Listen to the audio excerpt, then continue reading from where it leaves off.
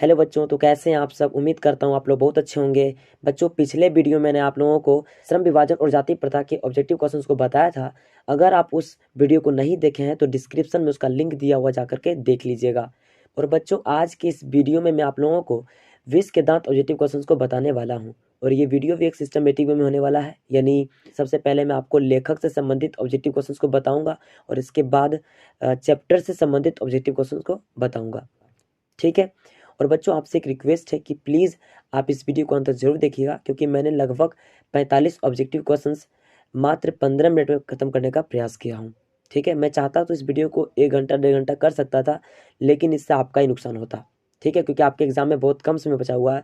और अगर आप हिंदी के एक चैप्टर के लिए 1 घंटा 1.5 घंटा वेस्ट करते हैं तो सोचिए बाकी सब्जेक्ट का क्या होगा, बाकी और चैप्टर का क्या होगा, है ना। इसीलिए मैंने लगभग 15 मिनट में ख़त्म करने का प्रयास किया हूँ। और अगर 10 से 15 मिनट का वीडियो में एक चैप्टर का रिवीजन हो जाए तो इससे बड़ी बात क्या हो सकती है। ठीक है। इसलिए इस वीडियो को अंत जरूर देखिएगा। तो चलिए वीडियो शुरू करते हैं। तो इस चैप्टर का पहला ऑब्जेक्टिव क्वेश्चन है, 20 के दांत शीर्षक कहानी के रचनाकार कौन है। 20 के दांत कहानी के रचनाकार कौन है। तो इसका सही आंसर हो जाएगा डी, नलिन विलोचन शर्मा। क्या हो जाएगा? नलिन विलोचन शर्मा। चलिए अगला प्रश्न है, 20 के दांत पाठ की विद्या है। 20 के दांत पाठ की विद्या है, तो इसका सही आंसर क्या हो जाएगा? डी, कहानी। डी, कहानी। अगला प्रश्न है, 20 के दांत कहानी ली गई है। 20 के दांत कहानी ली गई है, यानी ये कहानी कहाँ से ली गई है। तो इसका सही आंसर हो जाएगा सी, 20 के दांत तथा अन्य कहानियां संग्रह से। कहाँ से? 20 के दांत तथा अन्य कहानियां संग्रह से। ठीक है।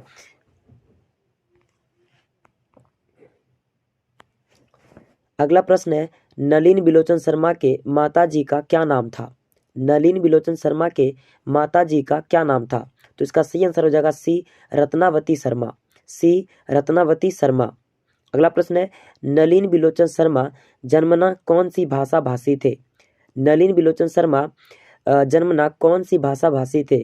तो इसका सही आंसर हो जाएगा डी, भोजपुरी। भोजपुरी। अगला प्रश्न है, नलिन बिलोचन शर्मा के पिता का नाम क्या था। नलिन बिलोचन शर्मा के पिता का नाम क्या था।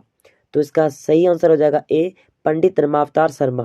पंडित रमावतार शर्मा। ठीक है। अगला प्रश्न है, नलिन बिलोचन शर्मा का जन्म कब हुआ।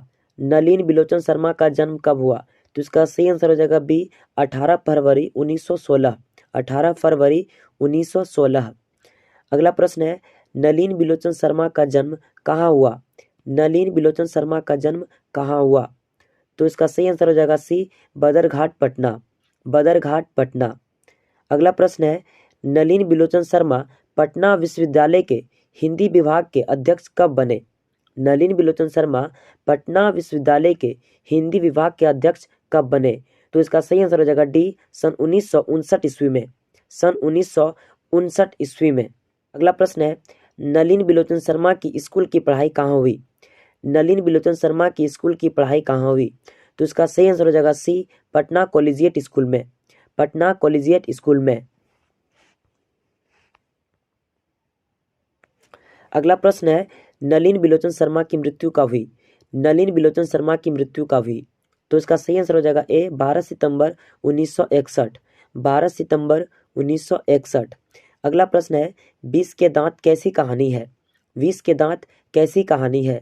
तो इसका सही आंसर हो जाएगा डी, मनोवैज्ञानिक। मनोवैज्ञानिक। अगला प्रश्न है, सेन साहब का मित्र थे। सेन साहब का मित्र थे। तो इसका सही आंसर हो जाएगा सी, पत्रकार। क्या थे? पत्रकार। अगला प्रश्न है, सीमा, रजनी, आलो, शेफाली, आरती पांचों किन की बहनें थी। सीमा, रजनी, आलो, शेफाली, आरती पांचों किसकी बहनें थी। तो इसका सही आंसर हो जाएगा बी, खोखा की। किसकी? खोखा की। अगला प्रश्न है, सेन साहब की कितनी लड़कियां थी। सेन साहब की कितनी लड़कियां थी। इसका सही आंसर हो जाएगा सी, 5। 5। अगला प्रश्न है, नलिन बिलोचन शर्मा के कहानियों में किनके तत्व समग्रता से उभर कर आए। नलिन बिलोचन शर्मा के कहानियों में किसके तत्व समग्रता से उभर कर आए। तो इसका सही आंसर हो जाएगा बी, मनोवैज्ञानिकता का। मनोवैज्ञानिकता का। अगला प्रश्न है, सेन साहब की मोटर कार थी। सेन साहब की मोटर कार थी, कौन सी थी? स्ट्रीमल इंड। आंसर सी क्या हो जाएगा? स्ट्रीमल इंड। क्या हो जाएगा? स्ट्रीमल इंड। अगला प्रश्न है, सेन साहब के मोटर कार किस रंग की थी? सेन साहब की मोटर कार किस रंग की थी? तो इसका सही आंसर हो जाएगा बी, काले रंग की। किस रंग की? काले रंग की।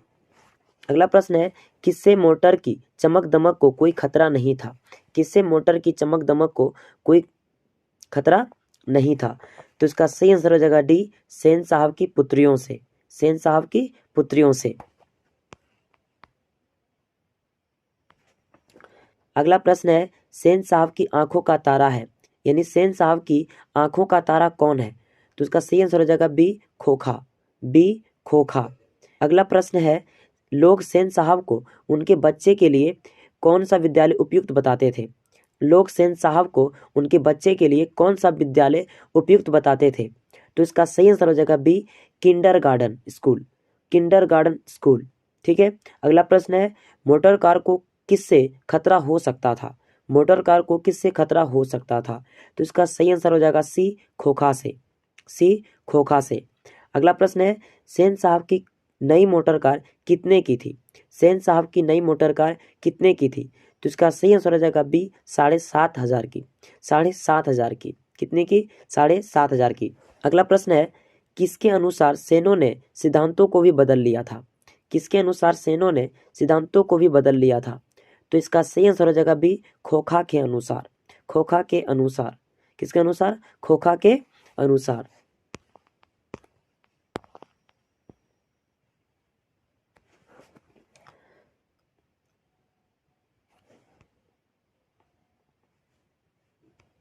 अगला प्रश्न है, खोखा खोखी किस भाषा का शब्द है? खोखा खोखी किस भाषा का शब्द है? तो इसका सही आंसर हो जाएगा सी, बांग्ला का। सी, बांग्ला का। अगला प्रश्न है, मदन की उम्र क्या थी? मदन की उम्र क्या थी? तो इसका सही आंसर हो जाएगा ए, 5-6 साल का। कितना साल का? 5-6 साल का। ठीक है बच्चों, अगर आपको पीडीएफ नोट चाहिए तो मुझे आप व्हाट्सएप पर मैसेज कीजिएगा, है ना। मैं व्हाट्सएप नंबर डिस्क्रिप्शन में या फिर इसी वीडियो में कहीं डाल दूंगा। ठीक है, तो आप मुझे कांटेक्ट कर सकते हैं, मैं आपको फ्री में नोट्स दे दूंगा। ठीक, तो चलिए बढ़ते अगले प्रश्न की ओर। अगला प्रश्न है, मदन किसका पुत्र था? या फिर मदन के पिता का नाम क्या था? मदन के पिता का नाम क्या था? तो इसका सही आंसर हो जाएगा बी, गिरधर लाल। क्या था? गिरधर लाल। अगला प्रश्न है, गिरधर लाल कौन है? गिरधर लाल कौन है? तो इसका सही आंसर हो जाएगा बी, मदन का पिता। मदन का पिता। अगला प्रश्न है, गिरधर लाल किस वर्ग का प्रतिनिधित्व करता है? गिरधर लाल किस वर्ग का प्रतिनिधित्व करता है? तो इसका सही आंसर हो जाएगा डी, निम्न मध्य वर्ग का। निम्न मध्य वर्ग का। ठीक है। अगला प्रश्न है, सोफर शब्द का अर्थ है। सोफर शब्द का अर्थ है, तो सोफर शब्द का अर्थ क्या है? D, driver. क्या हो जाएगा? ड्राइवर। क्या हो जाएगा? ड्राइवर। अगला प्रश्न है, ऐसे ही लड़के आगे चलकर गुंडे चोर डाकू बनते हैं, यह पंक्ति कहानी के किस पात्र ने कही है? ऐसे ही लड़के आगे चलकर गुंडे चोर डाकू बनते हैं, यह पंक्ति कहानी के किस पात्र ने कही है? तो उसका सही आंसर हो जाएगा सी, सेन साहब ने। किसने? सेन साहब ने। अगला प्रश्न है, खोखा खोखी का अर्थ है। खोखा खोखी का अर्थ है, तो इसका सही आंसर हो जाएगा ए, बच्चा बच्ची। क्या हो जाएगा? बच्चा बच्ची। अगला प्रश्न है, खोखा का क्या नाम है? खोखा का क्या नाम है, या खोखा किसको कहते हैं? खोखा किसको कहते हैं? तो इसका सही आंसर हो जाएगा सी, कासू। किसे कहते हैं? कासू को। अगला प्रश्न है, सेन साहब अपने पुत्र को बनाना चाहते थे। सेन साहब अपने पुत्र को बनाना चाहते थे, यानी सेन साहब अपने पुत्र को क्या बनाना चाहते थे? तो इसका सही आंसर हो जाएगा ए, बिजनेसमैन या इंजीनियर। बिजनेसमैन या इंजीनियर। अगला प्रश्न है, मदन अक्सर किसके हाथों से पीटता था? मदन अक्सर किसके हाथों से पीटता था?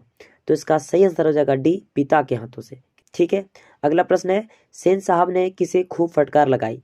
सेन साहब ने किसे खूब फटकार लगाई? तो इसका सही आंसर हो जाएगा ए, गिरधर लाल को। किनको? गिरधर लाल को। अगला प्रश्न है, विष के दांत कहानी किस वर्ग के अंतर विरोधियों को उजागर करती है? विष के दांत कहानी किस वर्ग के अंतर विरोधियों को उजागर करती है? तो इसका सही आंसर हो जाएगा सी, मध्यम वर्ग को।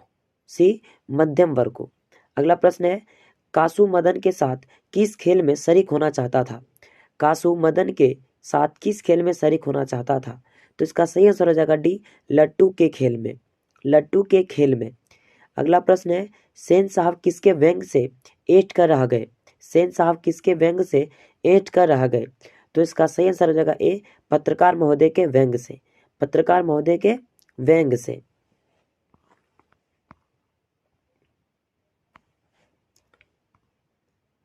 अगला प्रश्न है, दृष्टिकोण किनकी रचना है? दृष्टिकोण किनकी रचना है?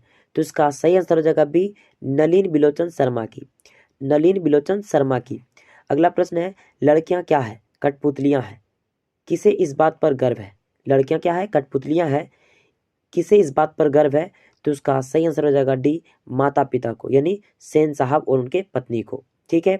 अगला प्रश्न है, कौओं की जमात में शामिल होने के लिए कौन ललक गया? कौओं की जमात में शामिल होने के लिए कौन ललक गया? तो इसका सही आंसर हो जाएगा बी, हंस। बी, हंस।